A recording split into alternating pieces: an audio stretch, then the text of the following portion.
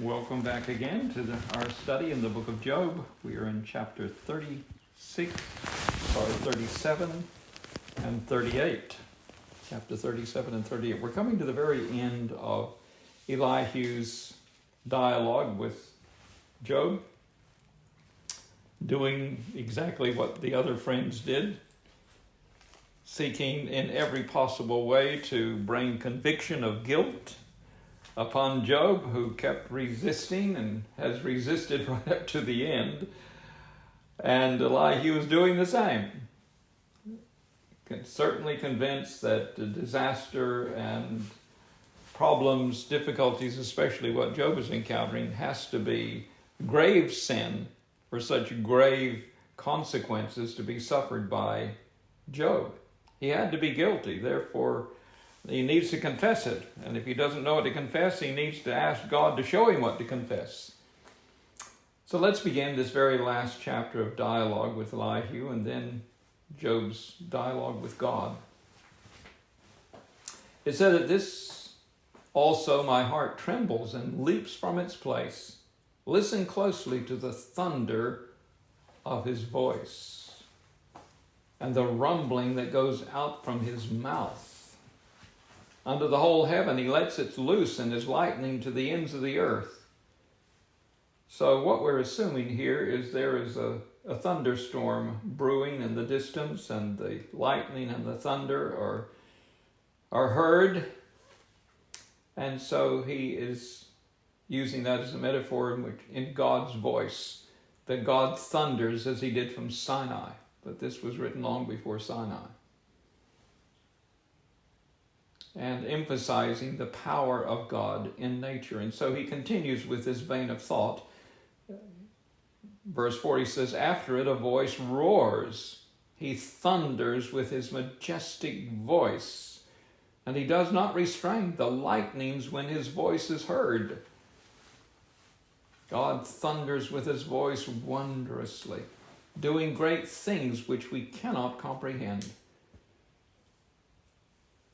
So several times there he mentions the thundering of the voice of God, that the awesomeness, the greatness that we find expressed in nature through thunder, through lightning. And it's quite an awesome God. Who can argue with thunder and lightning? Then in verse 5 he says, God thunders with his voice wondrously, doing great things which we cannot comprehend. Well, how true that is. When you stop to think of the various levels of atmosphere and wind going one way at a certain level and going at another angle, or east or west or north or south, going at a different angle, at a different level. There's so many aspects of nature. As we've said before, just a thundercloud has 6 million pounds of water suspended in mist. 6 million just in one thunderstorm, cloud. And then he goes on in verse 6, for to the snow, he says, fall on the earth. And to the downpour and the rain, be strong. He seals the hand of every man, that all men may know his work.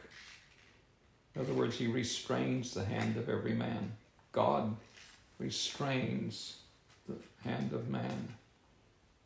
God is all powerful.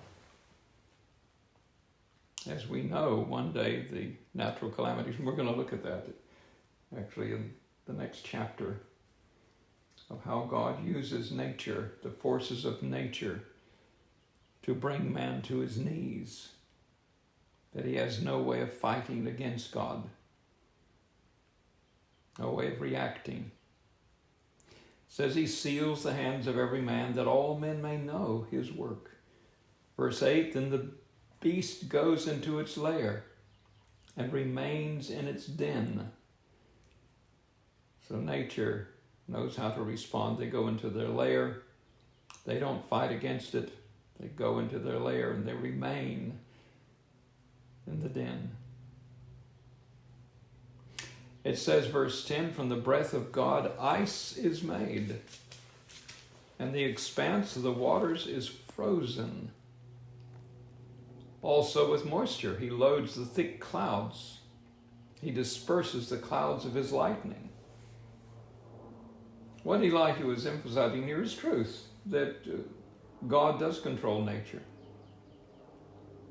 And nature is beyond our understanding. We can't explain it. We can observe it. We can experience it. But in no way can we control it. But God creates and controls the weather. Whether it be lightning and thunder, whether it be ice and frozen water or snow, God is in control. He's the one that creates it. And so there is much, when you just stop to look at nature and consider any one aspect of nature, the color of a flower, or how out of a tiny seed comes a giant tree, or a field of flowers, or beans, bean pods, carrots, beetroot. You look at any aspect of nature just out of a seed. Who would ever imagine you look at a beetroot seed? And if you didn't know what the beetroot looked like, you would have no idea of the potential of that seed. And is that not so of people too? That you look at people and there's nothing attractive, there's nothing appealing, there's nothing that would suggest that this is a very rare and special specimen of an individual with incredible capabilities. You know, yesterday we were, in the afternoon, they had a Bible study after lunch. And the young boy, probably around 8 years of age, was sitting there with his mom. And out of the mouth of babes came the most incredible questions and comments and clarity of understanding. He said, is this a child? Is this just a child? Because he had the mind of an adult, a mature adult. The questions he was asking, the information, the knowledge of Scripture that he had. It's just amazing. And the connections that he was making between what we were reading and studying and practical life. Why does God do this? Why didn't he do that? Why didn't he do the other thing? All kind of why questions. But he was thinking it through as to why did this happen? Why did that happen? It's amazing. So as God controls the weather, as he controls all nature beyond our very limited understanding, God is awesome. He's great. He's wonderful. It says in verse 11, also with moisture he loads the thick cloud. He disperses the cloud of his lightning. Think of if one cloud has 6 million pounds of suspended water. Think of how much weight is in the heavens with all the clouds that are in the sky. Think of how much water is up there. Trillions of tons of water suspended in the atmosphere. We can't do it. It's beyond us. And that's where wisdom begins, that we understand that we will never comprehend God. We will never understand how God has always existed. And all things that we see were created by him. And if God has no beginning, the mind stops there, because we can't comprehend something that doesn't have a beginning. That God has always been. There's no such thing as time. We ask ourselves, well, how long ago? How many billions of years? Well, we can't ask that question because there is no beginning. There's so much that is awesome about God. And so when we apply that in our own lives, we quickly come to understand that we can observe what God does as we observe in Scripture. We read the prophecies of just the coming of Christ, the hundreds of prophecies about the coming of Christ and how they were individually fulfilled in that one person at the right time, in the right place, all the events of his life.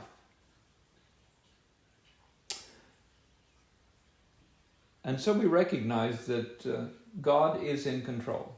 Prophecy tells us that, because God can foretell what's going to happen, where it's going to happen, when it's going to happen, how it's going to happen. And just as God prophesied, just as he foretold, so it came about. And so we learn lessons from that, in the sense that what we find revealed here in the book of Job, what does it tell us about our day, our time? What are we like Elihu? Do we look at circumstances through our eyes, believing that we can interpret events? But we can't, because we don't know. And we recognize the limitations that we have in our understanding of Scripture. Going on in verse 12, let me read it again. And it changes direction, turning around by his guidance, that it may do whatever he commands it on the face of the inhabited earth, whether for correction or for his world. In other words, God is sending it for some type of judgment, some type of correction, or it's for the blessing of all nature, of the world. Or for loving kindness, he causes it to happen. That's the hesed, the loving kindness. He causes it to happen. Everything that happens is because God is hesed. He is loving kindness. But he must also, in justice, give to man what he asks. It's not from God that it comes, but it comes because the person asked for it. And it's promised them that whatever you ask, you will receive. And if you ask for judgment, judgment will come. Verse 14, it says, "Listen to this, O Job. Stand and consider the wonders of God. Do you know how God establishes them and makes the lightning of his cloud to shine?"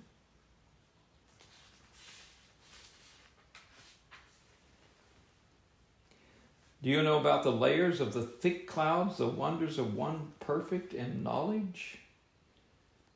You whose garments are hot when the land is still because of the south wind. Can you with him spread out the skies, strong as a molten mirror? Probably referring here to possibly metallic hydrogen. Strong, spread out the skies, strong as a molten mirror. We know the skies are strong because when a satellite goes out of the stratosphere, you run out of air. That's the reason wings, rudders, ailerons don't work out in space, because there is no air. It's hard to us imagine that the world is surrounded by it, and so he says that the sky is strong as a molten mirror. It's as if something is holding all this in, this air around this planet, and it's like a metallic hydrogen that is, it can't go beyond a certain level. It's held in by this bubble of metallic hydrogen. So they have to have thrusters, rocket thrusters, to guide the ship, because there is no air out there to point it in a different direction.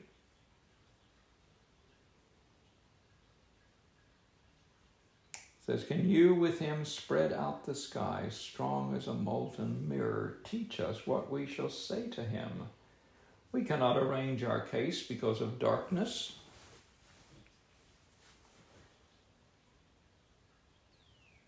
In other words, we can't bring arguments because of darkness, lack of understanding.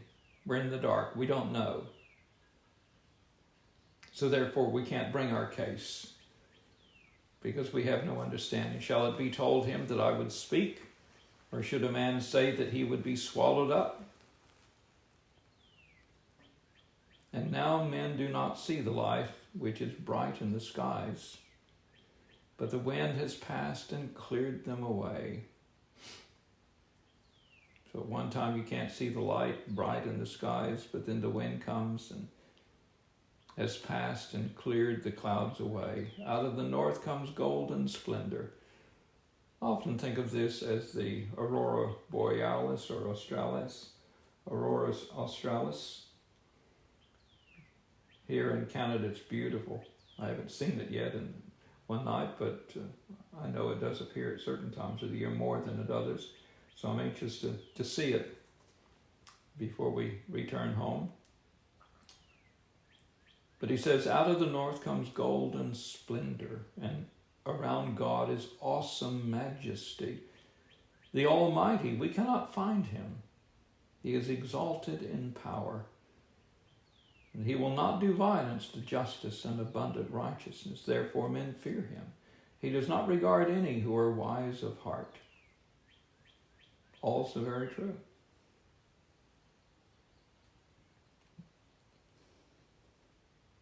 The Almighty, we cannot find him. God has to reveal himself to us. It's beyond our knowledge, our intelligence, our ability to comprehend and understand. He is exalted in power, and he will not do violence to justice and abundant righteousness. In other words, God is just. And he is righteous. There is an abundance of righteousness. Because God gives, he is righteous, and therefore the abundance of righteousness is the abundance of God himself. It's not something intangible, separate, apart from God. Righteousness is the presence of God. God himself. You are not righteous because you attain a certain level of perfection, because there's nothing perfect in us. That's why we're baptized. We declare publicly that we are dead in sin, and we die to any effort to save ourselves. That our confidence and trust is totally in what God can do.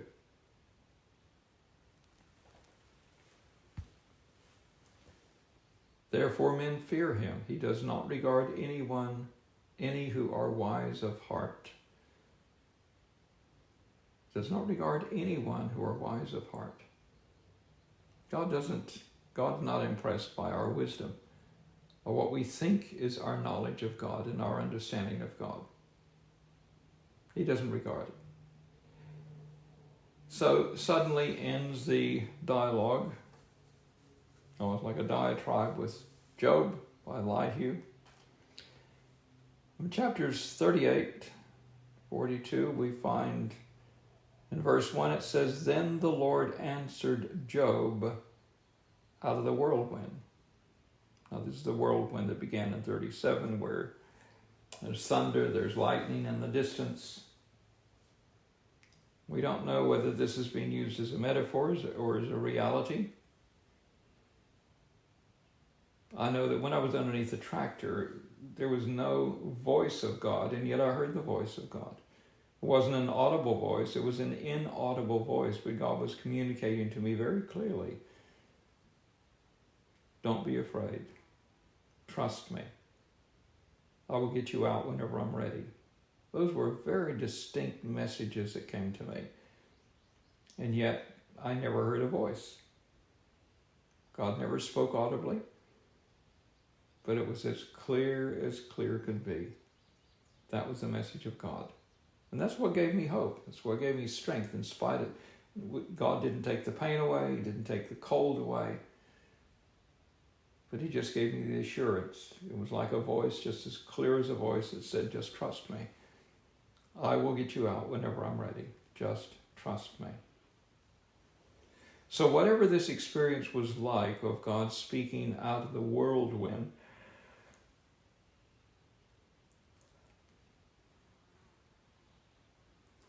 and said, verse 2, Who is this that darkens counsel? By words without knowledge. Now gird up your loins like a man. And I will ask you, and you instruct me, where were you when I laid the foundation of the earth? Now, it's suggested here that this was addressed actually to Elihu. It wasn't addressed to Job, because Elihu had been challenging him. He was the one who was talking about all this. He had this knowledge. He had this wisdom, this understanding that the older men didn't have.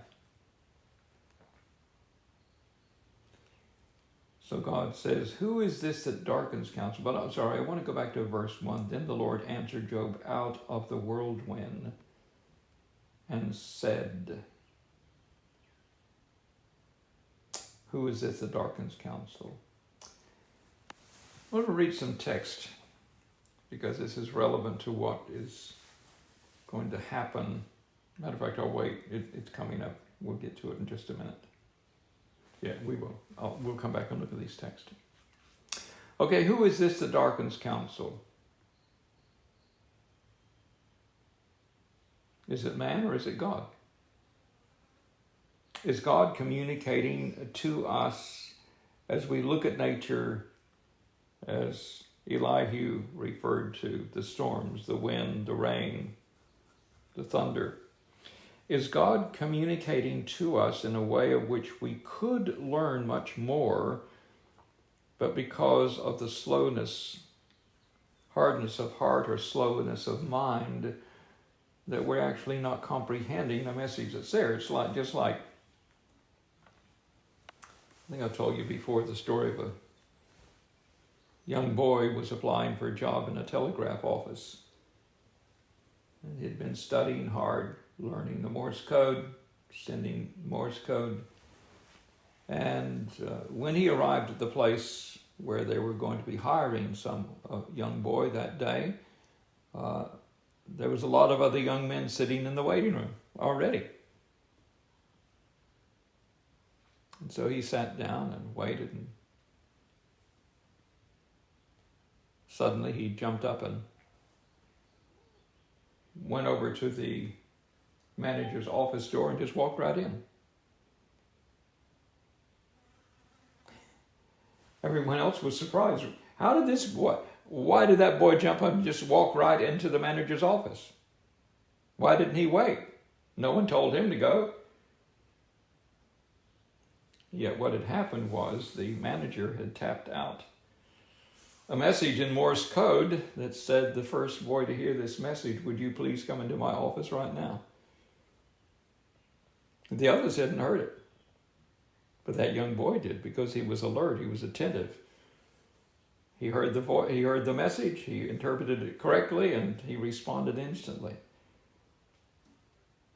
So there are messages around us that when we are in tune with God, and the Holy Spirit is guiding us in our understanding, then we begin to interpret nature, we begin to interpret events in our life, and that's what we're looking at in Job.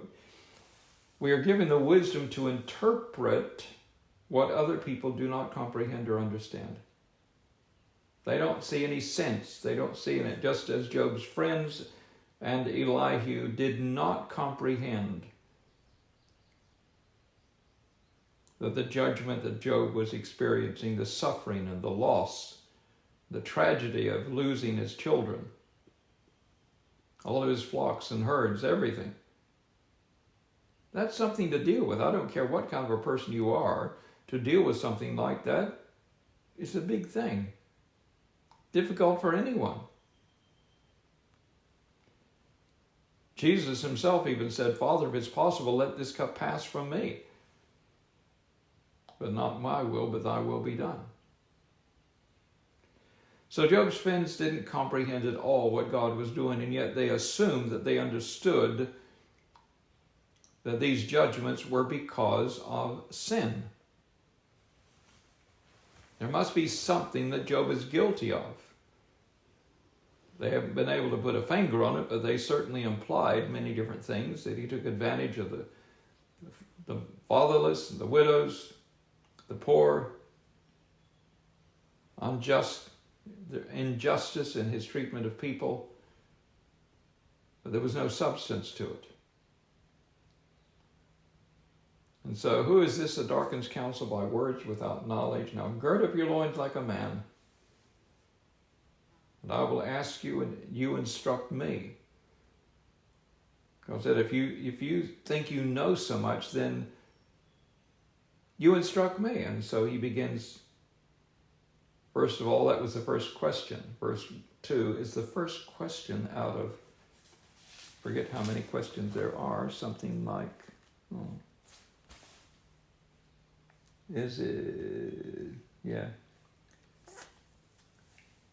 about 58, 59, 60 questions that God asks in the next 2 chapters. No, it goes on further. There's chapter 40, I thought there was.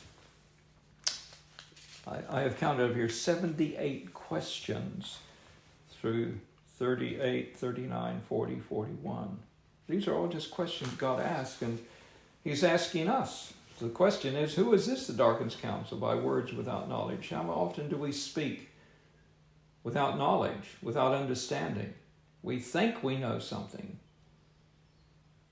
We begin to describe something. We begin to say something, but we don't have all the facts. We don't know, but we begin to talk as if we do know the truth. We do know what the facts are, but we don't know. By words without knowledge. Now gird up your loins like a man, and I will ask you, and you instruct me. Where were you, question number 2, when I laid the foundation of the earth? Where were you? Tell me if you have understanding. So God is saying to you and I, you weren't there. Don't try and comprehend where the world came from, how it was created, how it was made, how it operates, because that's beyond your ability. That's something only I can do. It's only something I understand. So that's why we don't try and speculate about how the earth was created or how old it was, in the sense of, we have good scientific testing that we can show that the earth is about 6,000 years old. All the other speculation can be disproven. But you can use those methods if you want to prove the evolutionary theory of millions of years. Where were you when I laid the foundation of the earth? God is telling us he made this earth. It didn't just evolve. It didn't just come from nowhere, out of nothing. Because nothing comes out of nothing. Something does not come out of nothing. Verse 5, question number 3. Who sets its measurements, since you know? Or who stretched the line on it? The earth has a certain circumference relative to the other planets around, its size, its gravitational pull. It's in perfect proportion to its place and the planets that circle our sun. Just the right size, having a certain magnetic field. God is asking us, do you understand any of this? No, we can measure these things. We get some idea of how it works, but how? And if God created our earth, then obviously he created all the other worlds that we can see out there. On a cloudless night, you can count up to 5,000 and some stars. Usually about 2,500 stars that we can see. But he says, who set its measurements, since you know, or who stretched the line on it? Question number 5, on what were its bases sunk, or who laid its cornerstone? Now we can't begin to comprehend because there is no foundation for this earth. It does have a core, a molten core. That's hard to understand too. How we can have a planet that's not solid, it's molten in the middle, extreme heat, and yet it's suspended in space, held in space by magnetic fields. Can you imagine a magnetic field strong enough to hold a world in place? And where did the magnetic field come from? Who created the magnetic field that suspended all these planets in their orbit in a perfect place that in the movement of the heavens is timed to the microsecond? Exactly, moving in exact order as God designed and created and intended it to function. And what is true of nature is also true of our own lives, that when we are in the hands of God and He is controlling us, our life, it moves in perfect orbit. Perfect orbit. It's wonderful to know that there's lessons that we can learn from nature. When we see that everything in nature is controlled by God, He sends the wind and the rain, the sun, the day and the night. All of this is for our blessing, our benefit. God is in control. So here's lessons that we can learn from nature in the sense of the certainty and security that we have that God is in control of our life.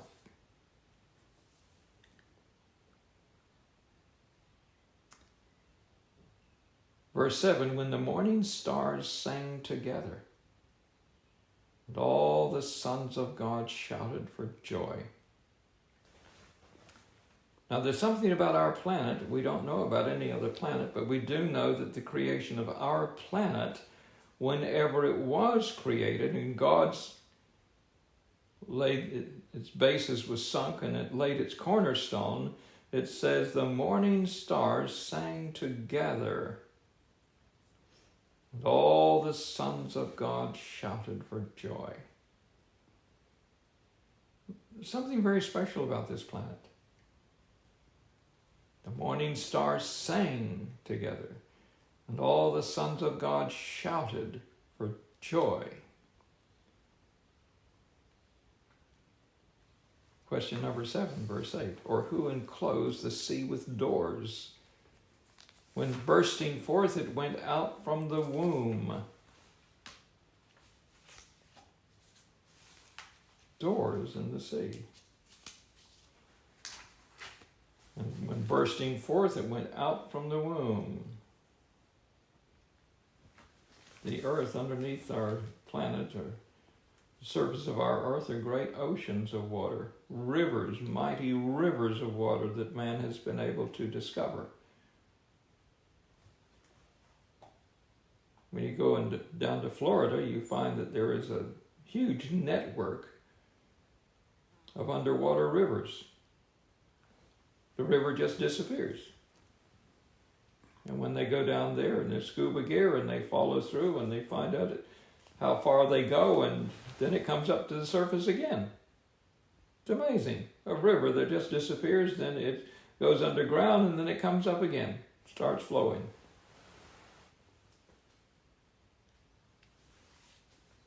Verse 9 says, when I made a cloud its garments, and thick darkness its swaddling band. We were just watching the stars, I should say the clouds yesterday afternoon, just beautiful clouds all across the sky. Beautiful. God says, where were you? When I made the clouds its garment, and thick darkness its swaddling band. And I placed boundaries on it. And I set a bolt and doors. In other words, God confined when He created the oceans, the sea, and the springs of water in the sea, and the rivers that flow underground. God said, I placed boundaries on it. And I set a bolt and doors. And I said, thus far you shall come, but no further, and here shall your proud waves stop. So we know at the present time in the Caribbean, there is the first hurricane of the season in the Atlantic Ocean. They're expecting waves and the seawater to rise about 6 to 8 feet above its normal level. Many areas are being evacuated. But God says He's set boundaries. He says, this far you can come, but no further. Verse 12, have you ever? Question 8, have you ever in your life commanded the morning and caused the dawn to know its place? All of these humiliate man's intelligence and capabilities. No, we've never commanded the morning. We've never commanded the sun to rise. We have no control of any of that.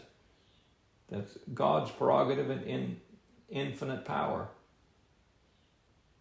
Verse 13, that it might take hold of the ends of the earth and the wicked be shaken out of it.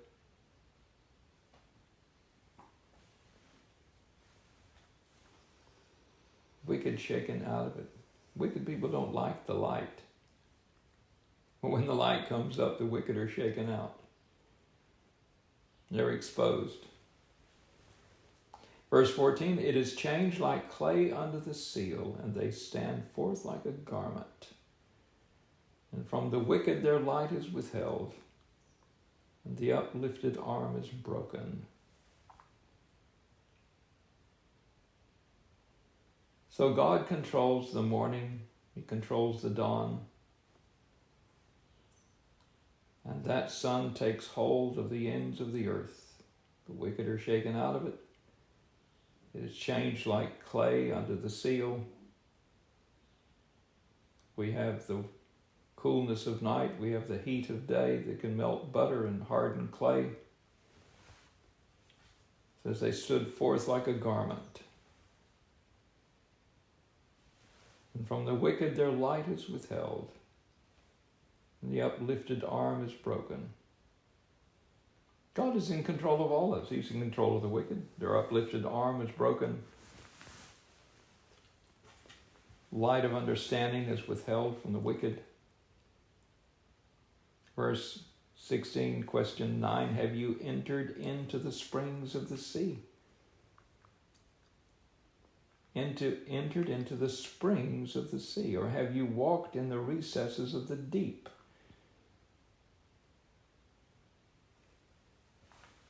You believe the earth is about 12,000 feet deep.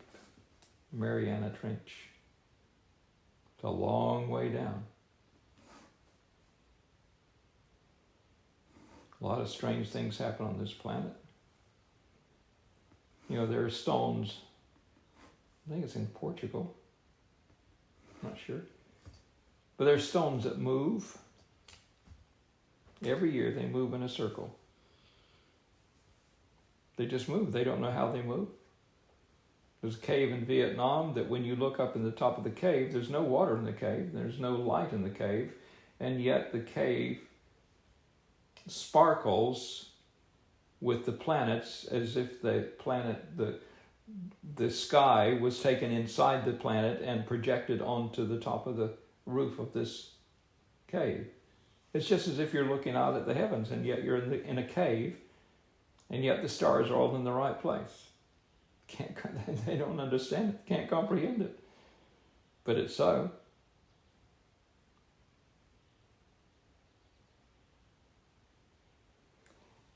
It says, verse 17, have the gates of death been revealed to you?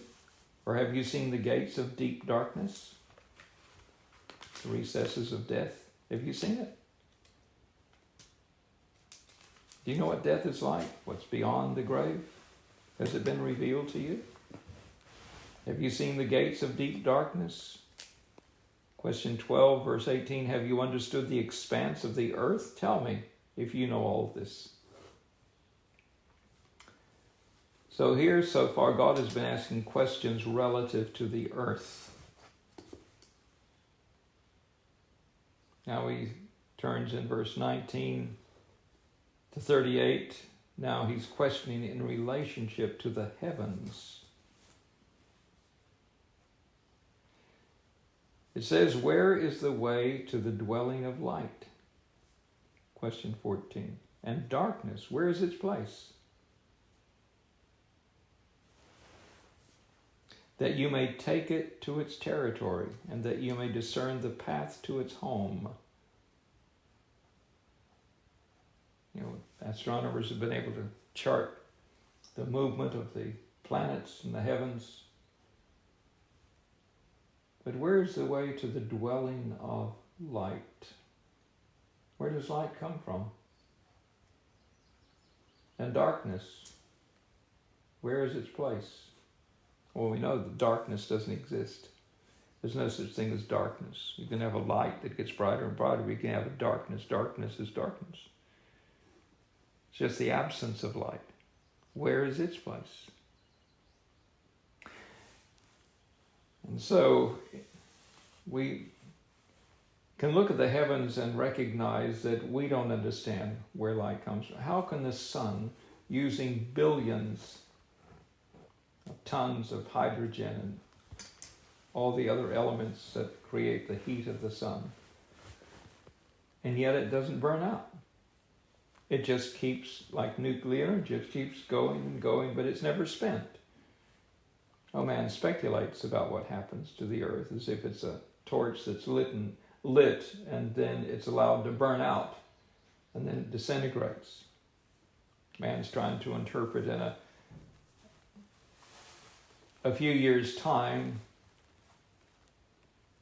what he's never witnessed because he doesn't know. He doesn't know the source of the energy of the sun.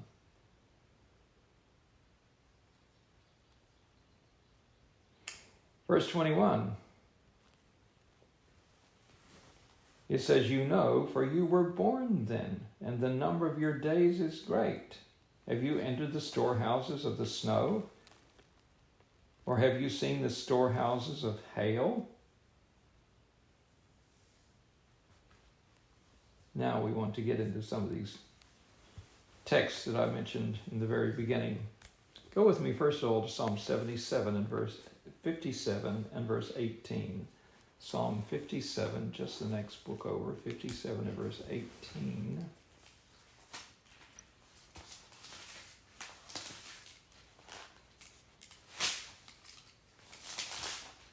There is no verse 18.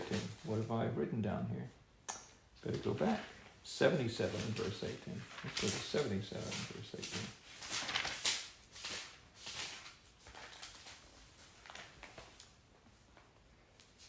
Says, the sound of thy thunder was in the whirlwind. The lightnings lit up the world, the earth trembled and shook, the way was in the sea, and thy path in the mighty waters. So this was the crossing, it says in verse 16 of Psalm 77, it was talking about the time of Jacob's trouble that we will go through.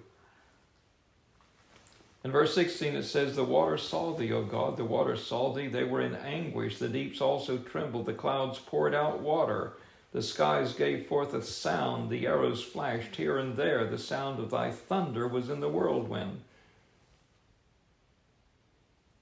So God expresses himself and his power through the agencies of nature. We can't imagine what happened, the wind that blew, that opened up the Red Sea.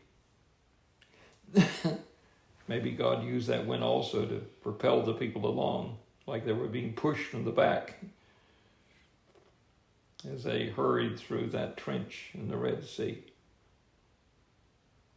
The sound of thy thunder was in the whirlwind.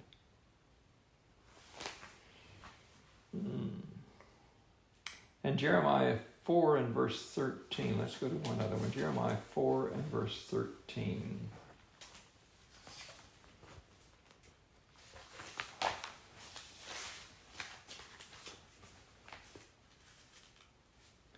Says, behold, he goes up like clouds, and his chariot like the whirlwind. His horses are swifter than eagles. Woe to us, for we are ruined. Remember, Elijah was taken up in a chariot, a fire, and a whirlwind. These are metaphors of expression of God's power and of God's presence. God speaks to Elijah, not out of the wind, out of the storm, but out of a still small voice.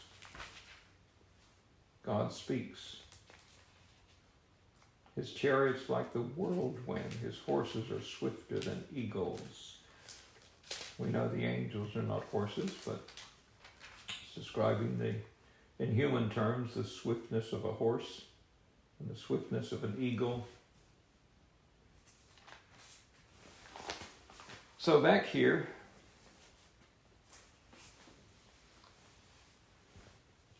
in verse 22, it says, have you entered the storehouse of the snow? Or have you seen the storehouses of the hail, which I have reserved for the time of distress, for the day of war and battle? Now that's a day that is coming, but let's look at what happened in the past. If you go to Exodus chapter 9 and verse 18, Exodus 9 and verse 18.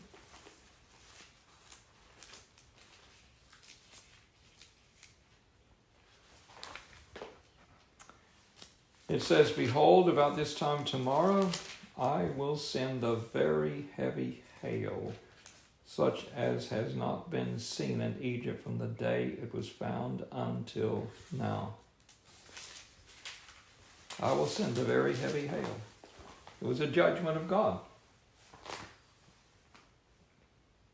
And God says, I have a storehouse of hail, which I have reserved for the times of distress. In Joshua 10 and verse 11. Joshua 10 and verse 11.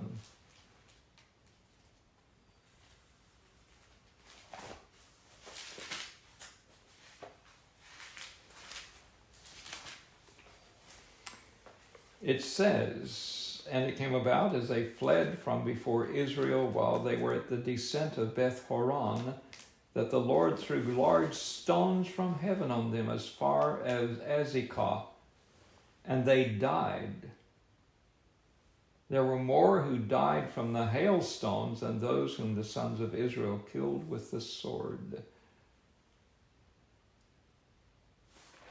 So hail is the judgment, God says, or have you seen the storehouses of the hail which I have reserved for the times of distress? In Revelation 16 and verse 21, this is one of the last plagues, Revelation 16 and verse 21. It says, and huge hailstones about 100 pounds came down from heaven upon men, and men blasphemed God because of the plague of the hail, because its plague was extremely severe. We can't imagine that. One hailstone, 100 pounds, a talent, the weight of a talent. That's what's in reserve. That is what is in reserve. And that is coming. And God wants us to know that just as hail has been used in the past as judgments upon men, so God has storehouses relative to the heavens where the hail is in reserve for the time of distress, but it will not fall upon God's people. But if you are not covered by the presence of God, if you are not living in his presence, then they will fall upon you. For the day of war and battle. Have you seen them? No, you and I haven't seen them. But we know the heavens have opened before it over Egypt. Never happened before. In the days of Joshua. And we know that there is coming a plague of hail so severe, and yet men are not converted. They're not convicted. They war against God. They blaspheme God. In verse 24, where is the way that light is divided? It was in 1660s that Isaac Newton, with a prism, separated the colors of light into the 7 colors of the rainbow back in 1660s. Where is the way that light is divided? Wasn't known until then. At least not that we're aware of, until Isaac Newton discovered that. Or the east wind scattered on the earth. Verse 25, question 20. Who has left a channel for the flood, or a way for the thunderbolt, to bring rain on a land without people, or a desert without a man in it, to satisfy the waste and desolate land, and to make the seeds of grass to sprout? Talking about the thunderstorms. Channel for the flood, or a way for the thunderbolt to bring rain. How does God release the floods of water suspended in the heavens, as we've talked about? The thunderbolt, the lightning, to bring rain on a land without people. In other words, God directs the rain where he chooses. There may not be anyone there, but God chooses for it to rain there, and so he arranges the clouds and the wind and the thunder and whatever else is involved in God creating this flood of water to make it happen. We don't stop to ask these questions because we know it's beyond us to comprehend and answer.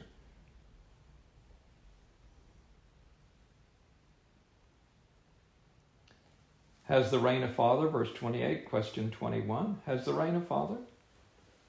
Or who has begotten the drops of dew? All these things we take for granted. We just accept that that's the way it is, but we don't comprehend or understand it. And from the frost of heaven, who has given it birth? Question 24. Water becomes hard like stone.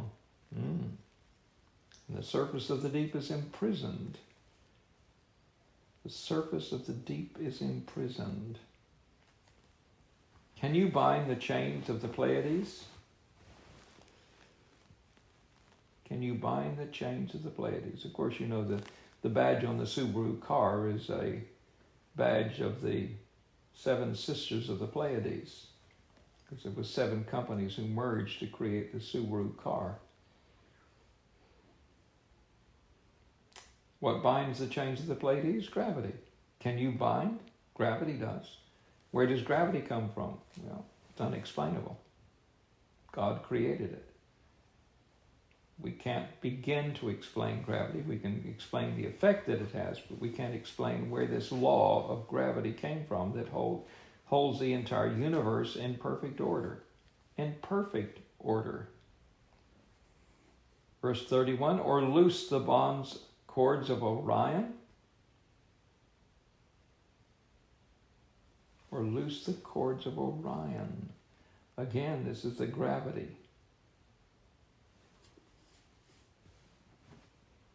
And guide the bear with her satellites. In other words, when you look up in the heavens and you see all these things in perfect order, how are they bound in place? What holds it there? These stars also have an effect upon the seasons. It says, can you lead forth a constellation in its season? Yeah, they move in order and they bring about the seasons. You see them at certain seasons of the year. Can you lead forth a constellation in its season and guide the bear with her satellites? Do you know the ordinances of the heavens, or fix their rule over the earth?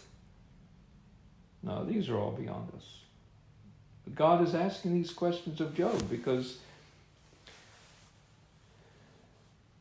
we all have a knowledge of God, but it's a very limited, very shallow understanding of God. And God wants to teach us in these lessons with Job. God is trying to teach us lessons. And those lessons are that God understands, God knows. God knows what he's doing. God is in control of the heavens. Look at the heavens. Look at the Pleiades and Orion and the bear. And God reveals to us that he has storehouses of hail for the times of distress that are coming. God reveals this to us. We can see the snow and the dew and the frost. We can observe all these, but we cannot create any of it. We cannot control any of it. But God is saying, look all around you. The world is filled with evidence of my power. When the sun comes up of a morning, when it sets of an evening, who makes it happen? And light that looks like light, and yet it's actually 7 colors. We see white, and yet it's far more than just white. It's a combination.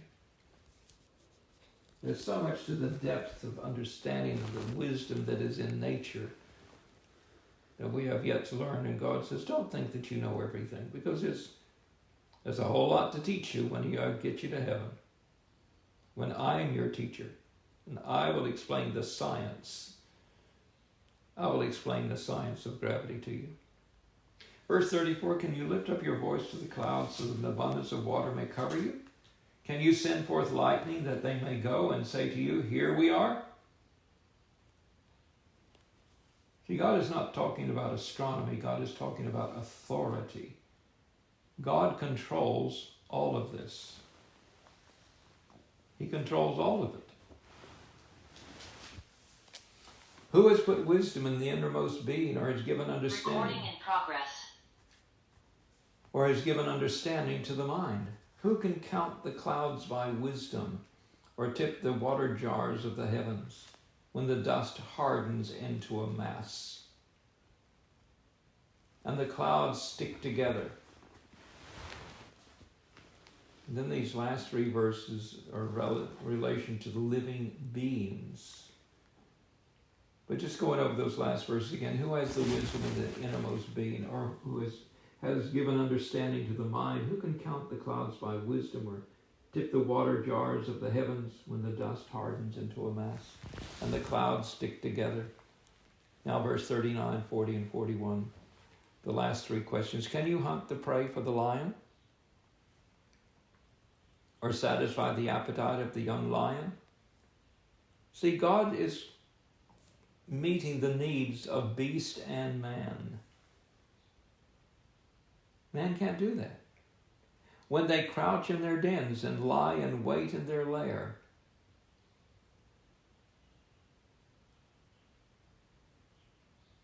who prepare for the raven its nourishment, when its young cry to God and wander about without food. So even nature makes its appeal to God, and God supplies and meets that need. So here's God's questions for Job. We got up to question number 38. God is asking Job these questions relative to the earth, to the heavens, and now to man and all living beings. That God recognizes the need of all his beings, and he supplies and meets those needs. And so we can take encouragement and the blessings of this knowledge into our everyday life, knowing that God is all wise. He's all powerful. He's all knowing. And he now is challenging Job and the others to recognize that the wisdom of man is nothing. He cannot comprehend even a thunderstorm. He can't begin to comprehend gravity or the colors of light or the storehouses of hail or the channels or the paths in the sea. It's beyond us to comprehend. And so God is just bringing us that recognition that we don't know. We don't need to pretend that we do understand. And when we look at how God works in nature, how he brings the storm at the right time and dumps the water here and he dumps it there, that in our lives are under the same control of God. That whatever season he comes to us, whether it be winter or summer, whether it be storms or fair weather, that God is in control. And that we don't need to comprehend. We need to trust. We need to know that just as God supplies the needs of nature, so God meets our needs, our lives. And may God bless you this week as you reflect upon the thoughts that we find here in the book of Job, and may you be encouraged to know that God is near, just as he was with Job. He seemed to be a distant God, but he wasn't. He was a God that was very near, and now he's communicating to Job the reality of his minimum and limited understanding of God, and also contrasting it with the greatness of God. May you reflect on that this week. God bless you. Bye now.